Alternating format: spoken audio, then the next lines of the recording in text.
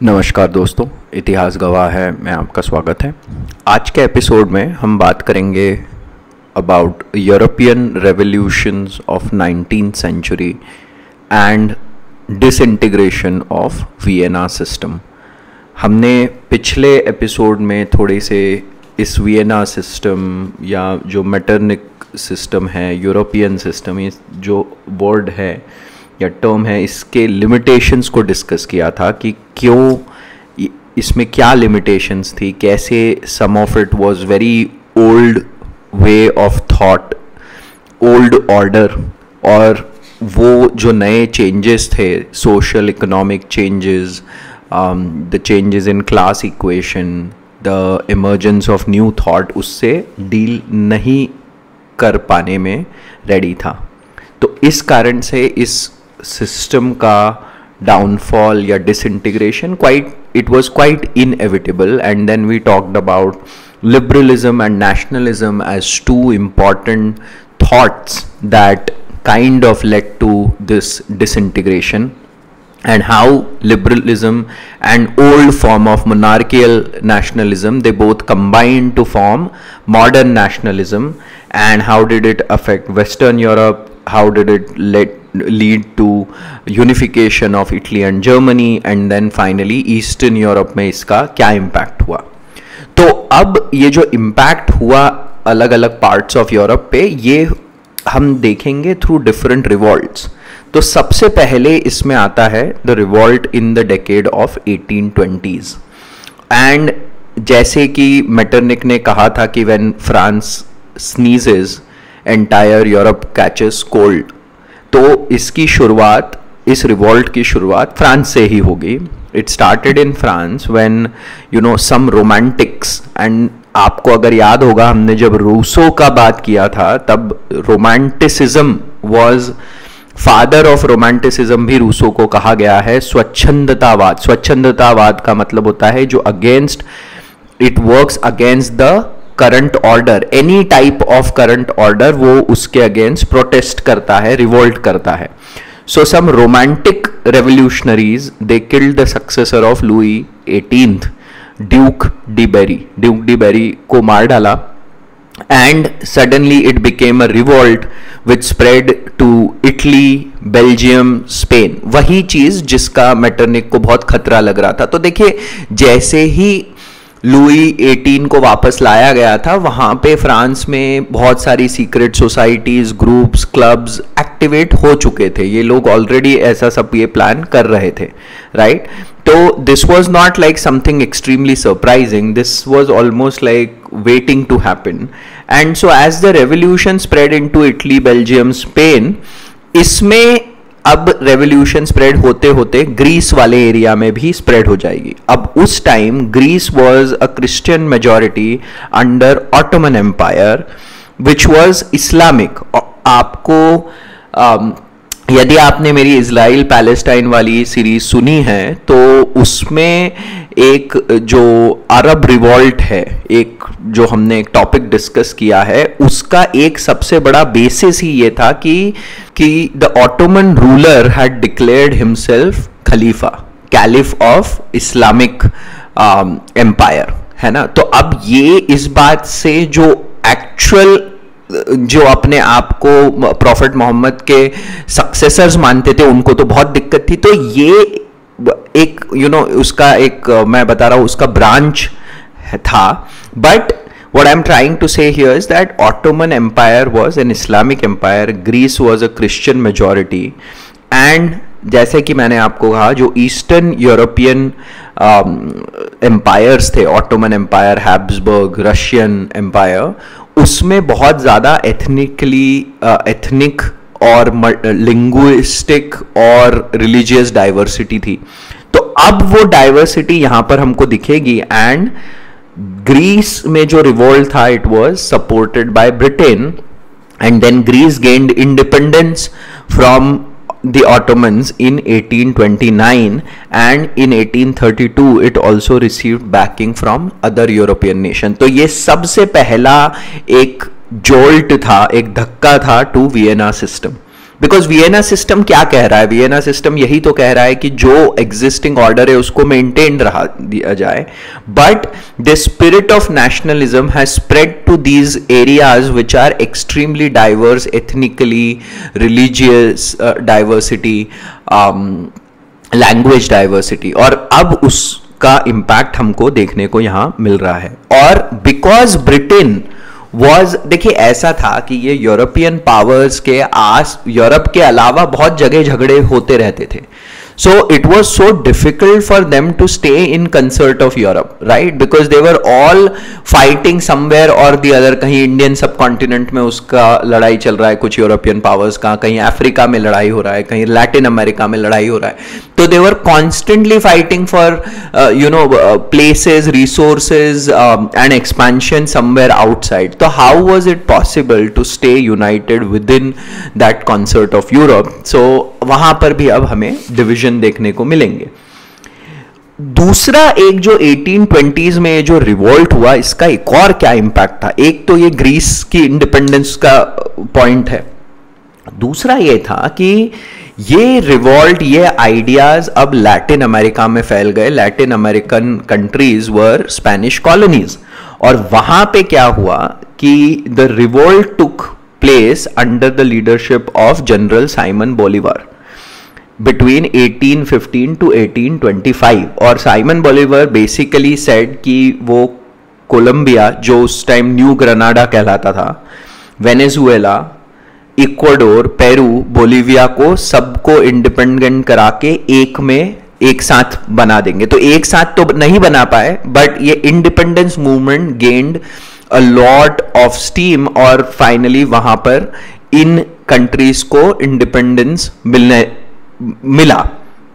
अब हुआ क्या कि जैसे ही साइमन बोलीवार का जो रिवोल्ट था वो स्टार्ट हुआ, तो fearing that revolt in Latin America, Russia and Austria, who were like the proponents of this system, planned to send armies to suppress the revolt. And Britain did not want this. Britain actually wanted कि ठीक है वहां revolt हो रहा है तो थोड़ा सा कोई एक कंट्री कमजोर होगी if it is sent out of these colonies. So Britain opposed this decision of Austria and Russia to send armies. And when they did not agree with Britain on this, Britain ने क्या किया, America को उकसाया. America को बोला कि भाई तुम्हारे बगल में कोई यूरोपियन पावर आके ये सब कर रही है and you are just sitting like that. तो देन अमेरिका इंटरवीन, और यहां पर 1823 में एक बहुत फेमस डॉक्ट्रिन दिया था उस टाइम के अमेरिकन प्रेसिडेंट मुनरो ने. It's called Monroe doctrine. और मुनरो डॉक्ट्रिन का बेसिकली मतलब उन्होंने ये कहा था कि देखो ऐसा है कि लैटिन अमेरिका जो है वो अमेरिका का एक गलियारे जैसा है. It is our area, और यहां पर if someone interferes, it will be considered equivalent to interference our internal affairs. इतना बोल दिया. तो इसका मतलब क्या हुआ, जब अमेरिका ने ऐसा डिक्लेयर कर दिया तो these armies couldn't go there, और यहां से this gave a new direction to USA's foreign policy, which was basically US will not interfere in Europe's matters and vice versa, which was the policy of splendid isolation. तो 1820s के revolt के ये दो बड़े consequences आप कह सकते हैं. एक तो ग्रीस का इंडिपेंडेंस और दूसरा मुनरो डॉक्ट्रिन. अब आते हैं रेवोल्यूशंस ऑफ 1830s. और इसमें क्या होगा, अभी लुई 18th की डेथ होगी 1824 में, तो चार्ल्स 10th को एम्परर बनेंगे. एंड चार्ल्स 10th अभी वही पुरानी दुनिया में ही जी रहे हैं, इनको पता नहीं उस टाइम का माहौल समझे भी थे कि नहीं, but he tried to reestablish monarchy, absolutism in monarchy, tried to reestablish the power of church and dismiss the legislative council. तो अब इसके अगेंस्ट तो बहुत बड़ा रिवॉल्ट होना ही था. तो रॉयलिस्ट, रिपब्लिकन्स एंड बोनापार्टियंस ये सारे यूनाइटेड फ्रंट पे होकर they fought against Charles 10th के सब टाइप के decisions and his government fail. And इसमें जब रिप्लेसमेंट की कौन रिप्लेस करेगा, अब ये नई गवर्नमेंट कौन बनाएगा, तो both republicans and Bonapartians did not succeed. One reason being कि it was fresh in the memory, you know, the reign of terror वगैरह, फिर नेपोलियन का rule, all of that was fresh in the memory. So royalist जो राजतंत्रवादी थे, they gained success, and then under Louis Philippe a new constitutional monarchy was set up. अब आपको लगेगा कि फिर से गोल घूम के मोनार्की पे ही पहुंच गए, बट इस टाइम क्या है ना कि Louis Philippe declared himself the king of people of France, king of French people, है ना. उसने अपने आप को किंग ऑफ फ्रांस की जगह king of French people declare करा. तो कम से कम हम देख रहे हैं कि यहां पर अभी एक कॉन्स्टिट्यूशनल मोनार्की फिर से आएगी रेवोल्यूशन के बाद. एंड देन अगेन फ्रांस छीका है, तो now this will spread to other countries, and Belgium gains independence from Holland in 1833. याद है आपको कि बेल्जियम और हॉलैंड को मिला के नेदरलैंड बना दिया था. तो बेल्जियम विल गेन इंडिपेंडेंस, और यहां पे फिर से ब्रिटेन हेल्प करेगा बेल्जियम को. क्यों हेल्प करेगा? क्योंकि ब्रिटेन चाहता था कि इंग्लिश चैनल के, देखिए इंग्लिश चैनल के बगल में फ्रांस और बेल्जियम दो इंपॉर्टेंट वहां पर कंट्रीज है, and Britain saw the use of Belgium as a buffer state, कि इसको हम बफर की तरह, कि कोई भी अगर एनिमी आगे चल के हम पे अटैक करने की कोशिश करेगा तो ये एक बफर एरिया होगा, और मान लीजिए ये बफर एरिया भी when it is overtaken then we will come into picture. तो ऐसा होगा वर्ल्ड वॉर 1 में, Germany will take over Belgium, right, and then Britain will enter the war. तो ये एक और मतलब ये स्प्रेड हुई रेवोल्यूशन. सिमिलरली फिर nationalist demands in Germany started going increasing, and in Italy Mazzini formed Young Italy नाम का एक group which basically encouraged people to revolt or encouraged people's movement towards unification. आगे चल के इटली के unification का अब यहां पर फाउंडेशन बिल्ड हो गया है. तो ये हुआ 1830s के रेवोल्यूशन. अब आते हैं 1848 के रेवोल्यूशन. अब यहां पर देखिए 1848 के रेवोल्यूशन दो तीन बड़े कारण थे. एक तो सबसे पहले anger against the Metternich system, है ना, वो बार बार इरप्ट हो रहा है, हमको दिख रहा है, लगातार कहीं ना कहीं इरप्ट हो रहा है. See the whole point I want to make here is that you know national borders के नॉट, आपने एक्सपीरियंस देखा होगा कि it can not stop things like viruses and you know like pandemics and diseases. Thoughts को तो रोकने का सवाल ही नहीं उठता. थॉट्स तो और ज्यादा मिनिस्क्यूल और ज्यादा इतनी सब्जेक्टिव और पीपल बेस्ड होती है. आप थॉट्स को स्प्रेड होने से बहुत मुश्किल होता है रोकना, and that is why the anger against the Metternich system was constantly erupting.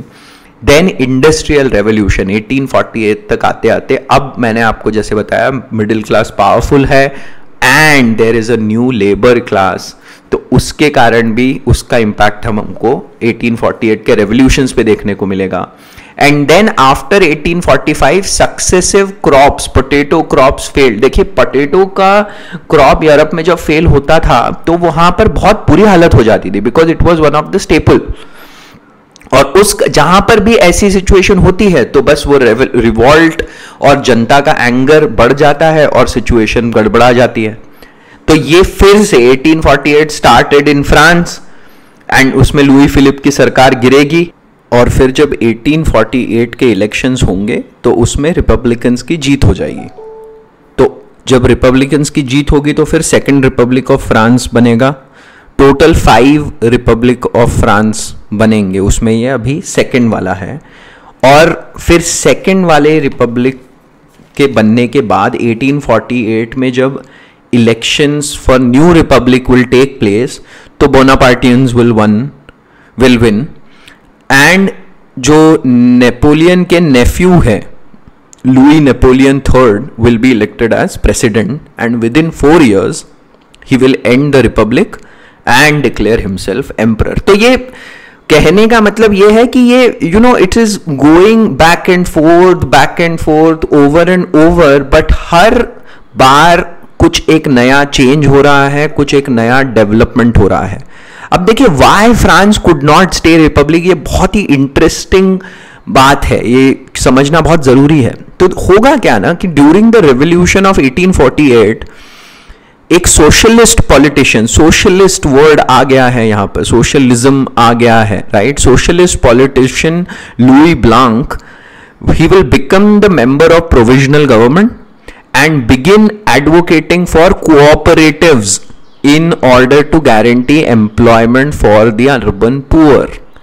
ये आ गया, वही नोशन रेजोनेट हो रहा है जो जैकोबियन गवर्नमेंट के जिस टाइप के प्रोमिसेस थे, मैंने उस टाइम ही कहा था कि यहां पर सोशलिज्म का बीज it will start germinating from here, and now this is 1848, and जैसे ही ऐसा होगा, जब लुई ब्लांक ऐसे करेंगे, तो middle class will feel threatened by the socialist direction this whole revolution started taking place. So therefore they will strengthen Louis Napoleon III to suppress the socialist ideas, जैसे उनके uncle Napoleon ने किया था, who suppressed the Jacobean thoughts, radical thoughts को suppress करने का काम किया। तो यहां पर मिडिल क्लास देख रहे हैं किस तरीके का रोल प्ले कर रहा है। Again and again I want to emphasize, बहुत बार, sound like a broken record, that middle class never wants a full revolution. जितने इंटेलेक्चुअल्स भी थे, they did not want a revolution, क्योंकि they were all middle class intellectuals. They wanted like peaceful change of order, है ना। But यहां पर हम देख रहे हैं middle class played that role, and that's why France could not stay a republic for long. Now this whole wave will also spread to Spain and Portugal, जहां पर अब constitutional demands rise होने लगेंगी and new constitutions will be set up. Revolts will now intensify in Austria, and so much so that Metternich will escape to Britain, and initially monarch of Austria थोड़ा झुक जाएंगे, comply करेंगे, but then Russia will send its army to suppress the revolt। तो देख रहे हैं eastern Europe में किस तरीके का रिएक्शन हो रहा है, वेस्टर्न यूरोप में कैसे क्या डिफरेंसेस देखने को मिल रहे हैं हमें। एंड इसके रिएक्शन में ब्रिटेन में एक चार्टिस्ट मूवमेंट स्टार्ट होगा, and the aim of the Chartist movement which started in 1836 is to get political rights for the working class. देखिए ये बार बार ये आइडिया विच वाज ये इंडस्ट्रियल रेवोल्यूशन की देन थी कि अब एक लेबर क्लास, एक वर्किंग क्लास डेवलप हो गया था। पहले फार्मर्स, आर्टिसंस, ये सब होते थे, है ना।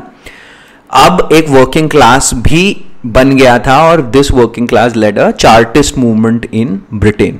अच्छा, जर्मनी में क्या हो रहा है? जर्मनी में representatives of Frankfurt parliament used the liberal approach to take a step to unite Germany, और इन्होंने क्या कोशिश करी? They tried to make the ruler of Prussia, Frederick William fourth, the monarch of united Germany, and he declined. He declined because he was not aligned with this whole idea itself, so he declined.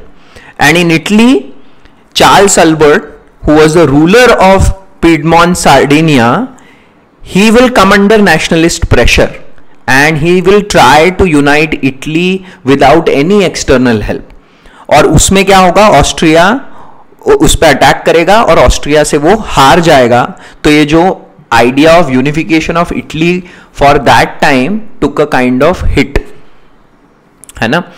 तो एक बात हमको बहुत समझने की जरूरत है कि revolt, although it spread to many different parts of Europe, in many places it could not break the existing order, especially Central and Eastern Europe में things stayed almost unchanged, है ना। वो चेंज ज्यादा हुआ नहीं।